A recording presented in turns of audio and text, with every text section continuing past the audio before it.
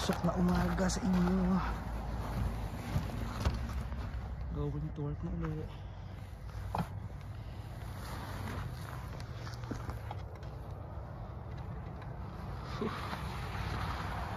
Pakapal yung isla.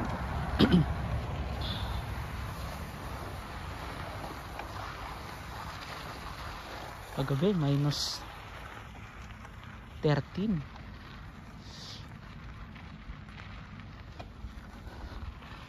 Ramdam ko yung lamig eh. Abot hanggang buto. Ayan oh, free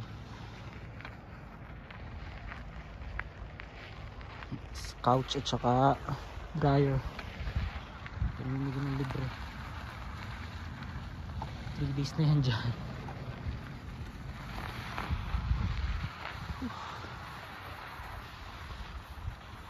Medyo nagahan ko ngayon yung pagpasok para medyo mababa yung pagbabalag natin.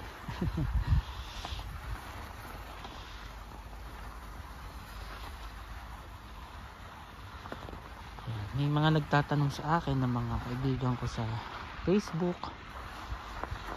Mga nagme-message sila sa akin kung paano daw ako nakarating ng Canada. Ano yung pathway na ginamit ko.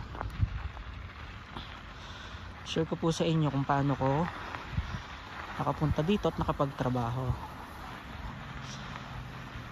Unang-una,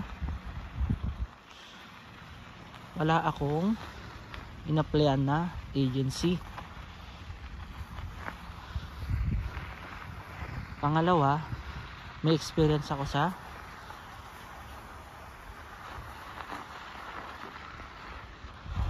food chain. Naging manager ako doon.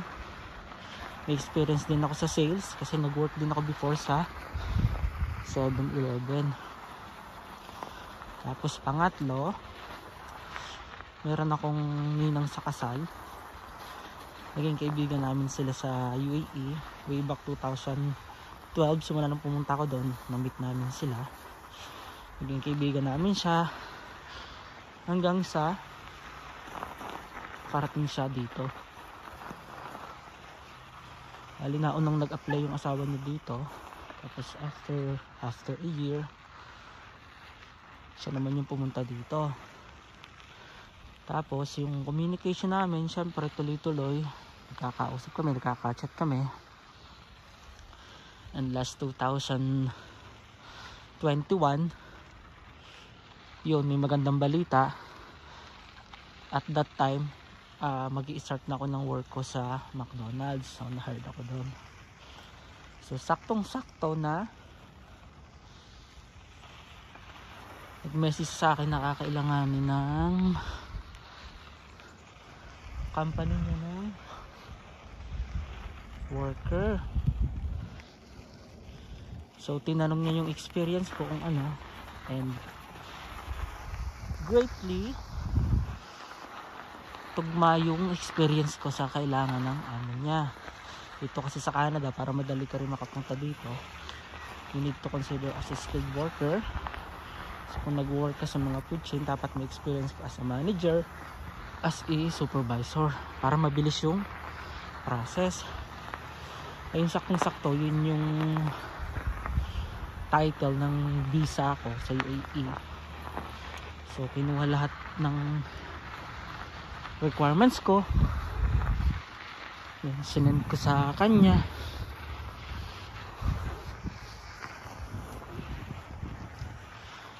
Tapos yung amo niya yung nag-process, dinaan nila sa agency. Bakit nila dinaan sa agency?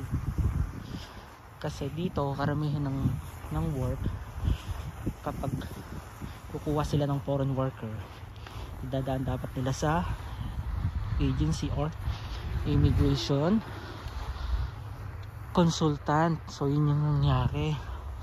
Kung direct hire talaga sana, mas maleless yung gastos ko.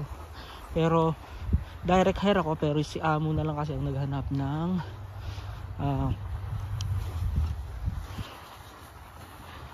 consultant para ayusin yung application ko. Yun, ilang years yung itinagal ng application ko?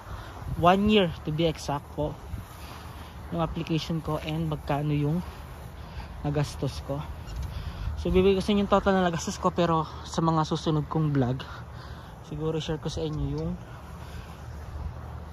yung pinagkagastusan ko, ano yung mga process, ano yung steps na binagbabayadan ko kaya umabot ng ganon. So yung total lang inabot ng aking application is 8,500 Canadian dollar. So kung sa currency ng Pilipinas, almost 300,000 pesos, parang ganon. So medyo matagal din ako naghintay kasi yung process talaga sa pag-apply dito is hindi madali. Napakarami mong gagawin, napakaraming hihintayin. Sa requirements pa lang talaga dapat makapag-comply ka na. So sa mga susunod kong vlog, itatapik ko kung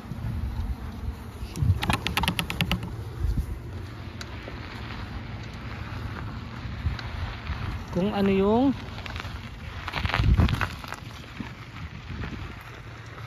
pinagkagastusan ko talaga, ano yung mga steps.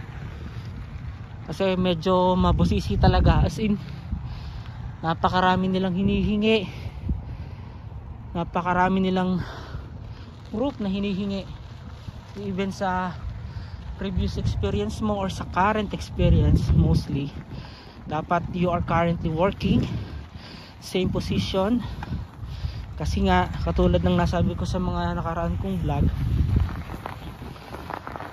kahit gusto ka ng employer pero immigration officer na nagdidesisyon dito kung papapasukin ka ng Canada. Kapag na-reject yung application mo, sorry, so wala rin magagawa si employer. Karamihan pa naman ng employer dito is talaga nakadepende lang sila sa mga agency, kasi karamihan sa kanila hindi nila alam yung LMIA or Labor Market Impact Assessment, hindi nila alam yun. Kaya ang mangyayari talaga, dapat sigurado ka sa mga ibibigay mong data, kasi they will check it if legit, if legal yung mga isinasubmit mo. Kaya talagang pahirapan, pero napaka worth it kapag nandito ka na. Worth it talaga. So yung ganun kalaki na nagastos ko, and thank God hindi na rin ako dumaan sa mga interview, wala nang ganon. Yun yung maganda dito kapag meron kang backer, kapag meron magsusupport ng application mo, kasi dito tiwala yung mga tao dito na kapag nirecommend mo tong taong to is okay to. So ganun sila, kaya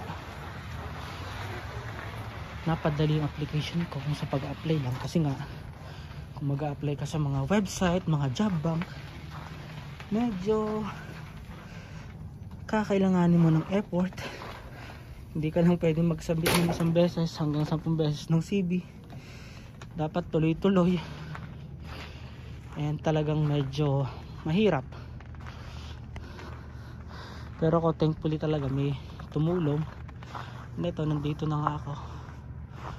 And I'm enjoying this now. O yun lang. Dito na uli ako sa work ko. Pasok muna. See you na lang uli sa mga susunod kong vlog. Today is Saturday and for sure busy na naman kami. Kagabi, grabe hindi na ako nakapag-break. Sobrang busy pero worth it, kasi may mga tip na makuha, nakalaki-laki din naman. So yun lang muna mga katips. See you na ulit sa mga susunod kong vlog. God bless you all. Bye bye.